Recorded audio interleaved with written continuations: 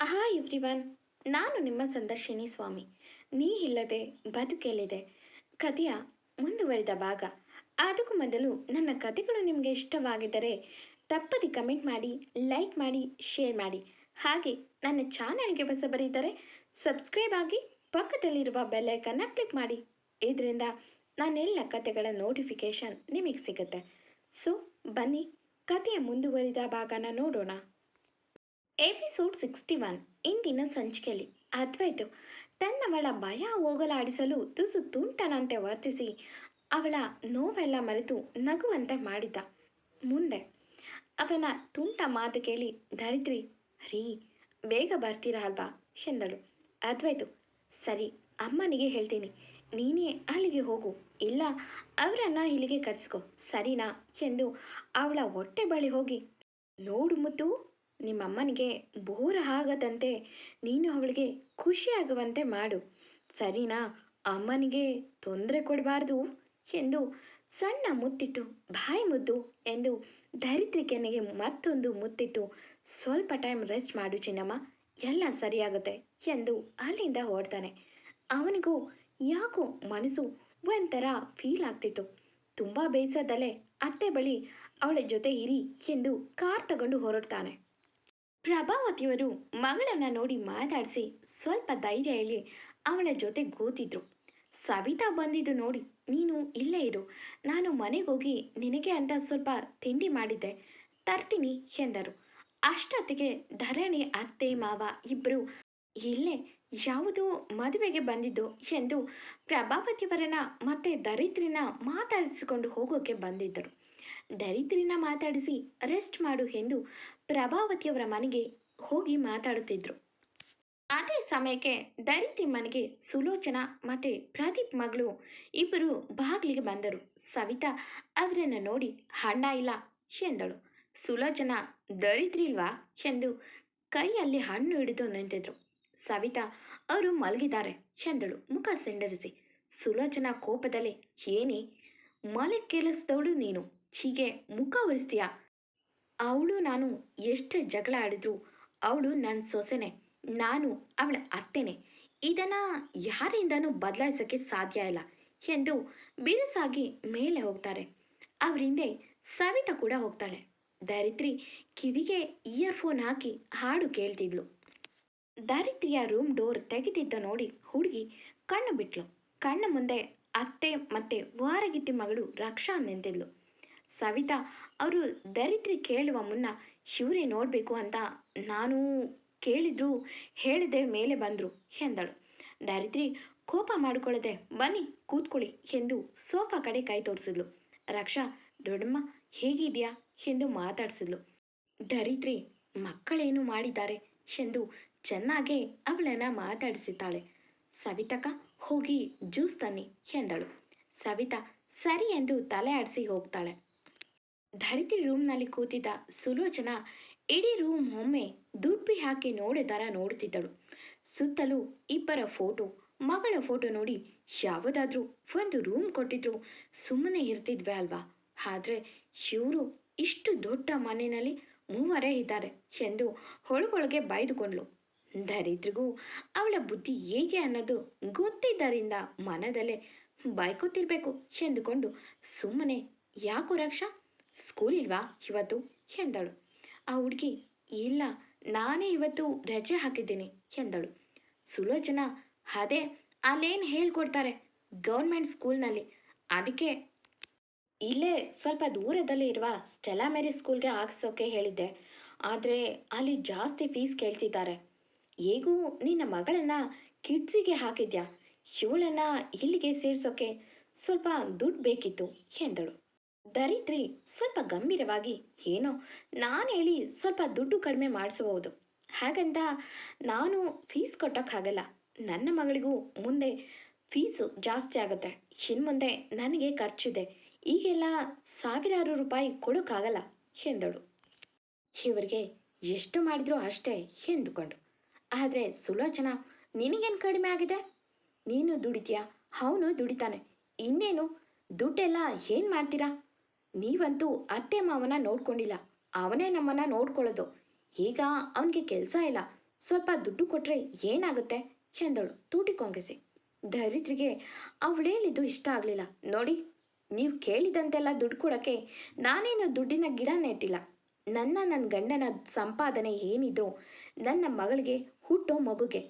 ನಾನೇನು ಇಲ್ಲಿ ನಮ್ಮ ಮನೆ ಮುಂದೆ ಬಂದವರಿಗೆಲ್ಲ ದುಡ್ಡು ಕೊಡ್ತೀನಿ ಅಂತ ಬೋಲ್ಡ್ ಹಾಕಿಲ್ಲ ಎಂದಳು ಕೋಪದಲ್ಲಿ. ಸುಲೋಚನೆಗೆ ಕೋಪ ಬಂದು, ಏನೇ ಇನ್ನೂ ಊಟದಿರೋ ಮಗುಗೆ ಇಷ್ಟೆಲ್ಲ ಹೇಳ್ತೀಯಾ? ಏನು ಒಂದು 30,000 ಕೊಟ್ಟರೆ ನಿನ್ನ ಗಂಟೇನು ಕರಗಲ್ಲ ಎಂದಳು. ಧರಿತ್ರಿ ಅಷ್ಟೇ ಕೋಪದಲ್ಲಿ, ಅವರವರ ಯೋಗ್ಯತೆ ಎಷ್ಟಿರುತ್ತೋ ಅಷ್ಟರಲ್ಲೇ ಕಾಲು ಚಾಚಬೇಕು. ಅದು ಬಿಟ್ಟು ಹೀಗೆ ಬೇರೆಯವರ ನೋಡಿ ಹೊಟ್ಟೆ ಹುರ್ಕೊಳ್ಬಾರ್ದು ಎಂದಳು. ಸುಲೋಚನಾ, ನಿಂದು ಬಾಯಿ ಜಾಸ್ತಿ ಆಗಿದೆ. ಇವಳು ನಿನ್ನ ಮಗಳ ಥರ ಎಂದಳು. ಧರಿತ್ರಿ, ಮಗಳ ಥರ? ಬಟ್ ಮಗಳಲ್ಲ. ಗೊತ್ತು, ನೀವೆಲ್ಲ ಏನು ಹೇಳಿ ಈ ಮಕ್ಕಳ ದೃಷ್ಟಿನಲ್ಲಿ ನಾವು ನೆಪಕ್ಕೆ ಮಾತ್ರ ದೊಡ್ಡಪ್ಪ ದೊಡ್ಡಮ್ಮ ಅಂತ ನೀವೆಲ್ಲ ಮಾತಾಡಿಕೊಳ್ಳುತ್ತಿದ್ದನ್ನು ಕೇಳ್ಕೊಂಡಿದ್ದೀನಿ ನನ್ನ ಮಗಳು ಹೊಟ್ಟೆನಲ್ಲಿ ಇದ್ದಾಗಲೇ ಎಂದಳು. ಸುಲೋಚನಾ, ಏನು ಅಂದಿದ್ದೀನಿ ಎಂದಳು ಏನೋ ಗೊತ್ತಿಲ್ಲದವಳ ಥರ. ಧರಿತ್ರಿ ಕಣ್ಣು ಸಣ್ಣ ಮಾಡಿ ಅವಳನ್ನೇ ದಿಟ್ಟಿಸಿ ನೋಡುತ್ತಾ, ಅದ್ವೈತ್ಗೆ ಮಗುವಾದರೆ ಅವನ ದುಡ್ಡು ಹೆಂಡತಿ ಮಕ್ಕಳಿಗೆ ಹೋಗುತ್ತೆ, ನಮಗೇನು ಸಿಗುತ್ತೆ ಎಂದು ನೀವೆಲ್ಲ ಮಾತಾಡೋದನ್ನು ನಾನೇ ನನ್ನ ಕಿವಿಯಾರೆ ಕೇಳಿದ್ದೀನಿ. ಇನ್ನು ಇವಳು ಇಷ್ಟು ಚಿಕ್ಕವಳು, ಆದರೆ ಇವಳು ದೊಡ್ಡಮ್ಮನ ಜೊತೆ ಚೆನ್ನಾಗಿದ್ರೆ ನಮಗೂ ಬೇಕಾದ್ದು ಕೊಡಿಸುತ್ತಿದ್ರು. ಆ ಪಾಪು ಬರ್ತಿದ್ರೆ ಚೆನ್ನಾಗಿರ್ತಿತ್ತು ಎಂದಿದ್ದನ ನಾನೇ ಕೇಳಿದ್ದೀನಿ. ನಿನ್ನ ಚಿಕ್ಕ ಮಗ ಅವನಿಗೇನು ಇಷ್ಟು ಅರ್ಜೆಂಟಿತ್ತು ಮಗು ಮಾಡ್ಕೊಳ್ಳೋಕ್ಕೆ? ಇನ್ನೂ ಒಂದು 5 ವರ್ಷ ಸುಮ್ಮನೆ ಇದ್ರೆ ಆಗ್ತಿರ್ಲಿಲ್ವಾ ಎಂದಿದ್ದು ಕೇಳಿದ್ದೀನಿ. ನೀವೆಲ್ಲ ಎಷ್ಟು ಕೊಳಕ್ ಜನ ಅಂತ ಅವತ್ತೇ ಗೊತ್ತಾಗಿ ನನ್ನ ಗಂಡನ ಬಿಗಿ ಮಾಡಿದೆ. ಬಟ್ ಈಗ ಹಾಗಾಗಲ್ಲ. ಆವಾಗಿನ ದರಿದ್ರಿ ಅಲ್ಲ ಈಗ. ಈ ದರಿದ್ರ ಮುಂದೆ ನಾಟಕ ಮಾಡಿಕೊಂಡು ದುಡ್ಡು ಕೀಳೋಕೆ ಬಂದರೆ ಬಿಡಲ್ಲ ಎಂದಳು ಹುಬ್ಬು ಗಂಟಿಗೆ. ಸುಲೋಚನಾ ಮುಖ ಬೀಳ್ಚಿತ್ತು. ಮಾತು ಬಾರದೆ ಸುಮ್ಮನೆ ನಿಂತರು. ಕೋಪದಲ್ಲೇ ಏನು ಮಾಡೋಕ್ಕಾಗದೆ ಕೈ ಇಸುಗುತ್ತಾ ನಿಂತಿದ್ಲು. ಇದನ್ನೆಲ್ಲ ಬಾಗಿಲಲ್ಲೇ ನಿಂತು ಸವಿತಾ ಕೇಳ್ಕೊಂಡ್ಲು. ಅವಳಿಗೂ ಬೇಸರವಾಯಿತು. ಎಂಥ ಜನ ಶುರು ಎಂದು. ಧರಿತ್ರಿ ಜ್ಯೂಸ್ ಎಂದು ತಂದು ಮುಂದೆ ಹಿಡಿದ್ಲು. ಧರಿತ್ರಿ, ಅಕ್ಕ ಅವ್ರಿಗೆ ಕೊಟ್ಟು ಕಳಿಸು ಎಂದು. ಅಕ್ಕ 1 ನಿಮಿಷ, ನಿಮ್ಮ ಸಂಬಳ ಕೊಟ್ಟಿಲ್ಲ ಎಂದು 5,000 ಕೊಟ್ಟು, ಇದು ನಿಮ್ಮ ಮಗಳಿಗೆ ಕಾಲೇಜು ಸೇರಿದ್ದಾಳೆ ಅಂತ ಅದ್ವೈತ್ ಹೇಳ್ತಿದ್ರು, ಬಟ್ಟೆ ತೆಗೆದುಕೊಡಿ ಎಂದು 1,000 ಎಕ್ಸ್ಟ್ರಾ ದುಡ್ಡು ಕೊಡ್ತಾಳೆ. ಸುಲೋಚನೆಗೆ ಶೇಪ್ ಔಟ್ ಆಗುತ್ತೆ ಅದನ್ನು ನೋಡಿ. ಧರಿತ್ರಿ ತೂಟಿ ಕೊಂಗಿಸಿ ಜ್ಯೂಸ್ ಕುಡಿದು ಹೋಗ್ಬೋದು ಎಂದಳು. ಸುಲೋಚನಾ, ಜ್ಯೂಸ್ ಕುಡಿಯದೆ ಕೆಲಸದವಳಿಗೆ ಕೊಡುವಷ್ಟು ಎತ್ತವರಿಗೆ ಕೊಟ್ಟಿದ್ರೆ ನಿಮಗೇನು ಕಡಿಮೆ ಆಗ್ತಿತ್ತು? ನೀನೇ ಮಾಡಬೇಕಾದ ಕೆಲಸಕ್ಕೆ ಈ ಕೆಲಸದವಳು ಬೇರೆ ಕೇಡು ಎಂದಳು. ಧರಿತ್ರಿ, ನನ್ನ ದುಡ್ಡು ನನ್ನ ಇಷ್ಟ, ನನಗೆ ಏನು ಬೇಕೋ ಅದನ್ನೇ ಮಾಡ್ತೀನಿ. ನಿಮ್ಮಂಥ ಕೆಟ್ಟ ಮನಸ್ಸಿರುವ ಜನಕ್ಕೆ ಕೊಡುವ ದುಡ್ಡನ್ನು ದೇವರ ಹುಂಡಿಗೆ ಹಾಕ್ತೇನೆ, ಬಟ್ ನಿಮಗೆ ಕೊಡಲ್ಲ. ಬೇಕಾದರೆ ಸಾಲ ತಂದು ಸೇರಿಸ್ತಿ. ಬೇರೆಯವರ ಸಂಸಾರ ಹಾಳು ಮಾಡುವ ದೊಡ್ಡ ಮನುಷ್ಯಗೆ ಆಫ್ಟರ್ ಆಲ್ ಮಗಳನ್ನ ಸೇರಿಸೋಕೆ ಕಷ್ಟನಾ? ನಿಮ್ಮ ಪ್ರೀತಿ ಮಗನಿಗೆ ಎಂದಳು ಹುಬ್ಬರಿಸಿ. ಸುಲೋಚನಾ ಕೋಪದಲ್ಲಿ, ನೀನು ಉದ್ಧಾರ ಆಗಲ್ಲ, ಹಾಳಾಗೋಗು ಎಂದು ಕೋಪದಲ್ಲೇ ತಂದಿದ್ದ ಆ ಹಣ್ಣು ಹಿಡಿದು ಹೊರಗೆ ಹೋಗ್ತಾಳೆ. ಅದನ್ನು ನೋಡಿದ ಸವಿತಾ ಹಲ್ಲು ಕಚ್ಚಿ, ಧರಿತ್ರಿ, ಈ ಹೆಂಗಸು ಯಾಕೆ ಹಿಂಗೆ? ಥೂ, ಅಸಹ್ಯ ಆಗುತ್ತೆ ಎಂದಳು. ಧರಿತ್ರಿ, ಕೆಲವರು ಹಾಗೆ ಅಕ್ಕ, ಬೇರೆಯವರ ನೋಡಿ ಹೊಟ್ಟೆ ಉರಿಪೋಡೋದೇ ಅವ್ರ ಕೆಲಸ ಎಂದು. ಸವಿತಕ್ಕ, ನೀವು ಆ ಸ್ಕ್ರೀನ್ ಬಟ್ಟೆ ಬದಲಿಸಿ, ಮೊದಲು ಜ್ಯೂಸ್ ಕುಡೀರಿ, ನಾನು ಮಮ್ಮ ಮನೆಗೆ ಹೋಗಿ ಬರ್ತೀನಿ ಎಂದು ಹೊರಗೋಗಿ ಸ್ವಲ್ಪ ಸಮಯಕ್ಕೆ ಏನೋ ಬಿದ್ದ ಶಬ್ದದ ಜೊತೆಗೆ ಧರಿತ್ರಿ ಅಮ್ಮ ಎಂದು ಕಿರ್ಚೋದು ಕೇಳಿತ್ತು ಸವಿತಾ ಕಿವಿಗೆ. ಸವಿತಾ, ಅಯ್ಯೋ ಧರಿತ್ರಿ ಎಂದು ಹೊರಗೆ ಬಂದು ನೋಡಿದ್ರೆ ಧರಿತ್ರಿ ಮೆಟ್ಟಿಲು ಹುರುಳಿ ಕೆಳಗೆ ಬಿದ್ದು ನರಳುತ್ತಿದ್ಲು. ಅದನ್ನು ನೋಡಿ ಗಾಬರಿಯಾದ ಸವಿತಾ, ಧರಿತ್ರಿ ಎಂದು ಬೇಗ ಹೋಗಿ ನೋಡಿದ್ರೆ ಅಲ್ಲಿ ಯಾರೂ ಇರಲಿಲ್ಲ. ಅವಳನ್ನು ನೋಡಿ ಹಣೆ ಮೇಲೆ ಗಾಯ ಆಗಿತ್ತು, ತಲೆಗೆ ತುಂಬ ಪೆಟ್ಟಾಗಿತ್ತು. ಬೇಗ ಹೋಗಿ ಪ್ರಭಾವತಿಯವರನ್ನ ಕರ್ಕೊಂಡು ಬಂದು ಅದ್ವೈತ್ಗೆ ಕಾಲ್ ಮಾಡಿ ಅಲ್ಲೇ ಇದ್ದ ಒಬ್ಬ ಆಟೋದವನನ್ನು ಕರೆದು ಧರಿತ್ರಿನ ಅಮ್ಮ ಮತ್ತು ಸವಿತಾ ಇಬ್ಬರು ಎತ್ತಿ ಮಲಗಿಸಿದ್ರು. ಪ್ರಭಾವತಿಯವರಿಗೆ ಮೈಂಡ್ ಪೂರ್ತಿ ಬ್ಲಾಂಕ್ ಆಗಿತ್ತು. ಅಳುತ್ತಿಲ್ಲ, ಸುಮ್ಮನೆ ಮಗಳ ಮುಖ ನೋಡುತ್ತಿದ್ದಾರೆ ಅಷ್ಟೆ. ಸವಿತಾ ಬೇಗ ಅಲ್ಲೇ ಇದ್ದ SS ಹಾಸ್ಪಿಟಲ್ಗೆ ಸೇರಿಸಿದ್ಲು. ಈ ವಿಷಯ ತಿಳಿದ ಅದ್ವೈತು ಬೇಗ ಬೇಗ ಕಾರ್ ತಿರುಗಿಸಿದವನ ಮನಸ್ಸು ಏನಾಗಿದೆ ಅವಳಿಗೆ ಅನ್ನೋ ನೋವಲ್ಲಿ ಕಣ್ಣು ತುಂಬಿದೆ. ಧರಣಿ ಅತ್ತೆ ಮಾವ ಇಬ್ಬರು ಮಗಳು ಯಶಿಕಾನ ಸ್ಕೂಲಿಂದ ಕರೆದುಕೊಂಡು ಹಾಸ್ಪಿಟಲ್ಗೆ ಡೈರೆಕ್ಟ್ ಆಗಿ ಹೋಗ್ತಾರೆ.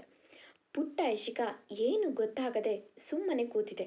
ಇನ್ನು ಪ್ರಭಾವತಿಯವರು ಇದುವರೆಗೂ ಒಂದು ಮಾತು ಕೂಡ ಆಡಿಲ್ಲ. ಸವಿತಾ ಮಾತ್ರ ಡಾಕ್ಟರ್ ಕೇಳುವ ಮೆಡಿಸಿನ್ ತಗೊಂಡು ಬಂದು ಕೊಡ್ತಿದ್ಲು. ಅದ್ವೈತು ಹಾಸ್ಪಿಟಲ್ ಒಳಗೆ ಬೇಗ ಓಡಿ ಬಂದ.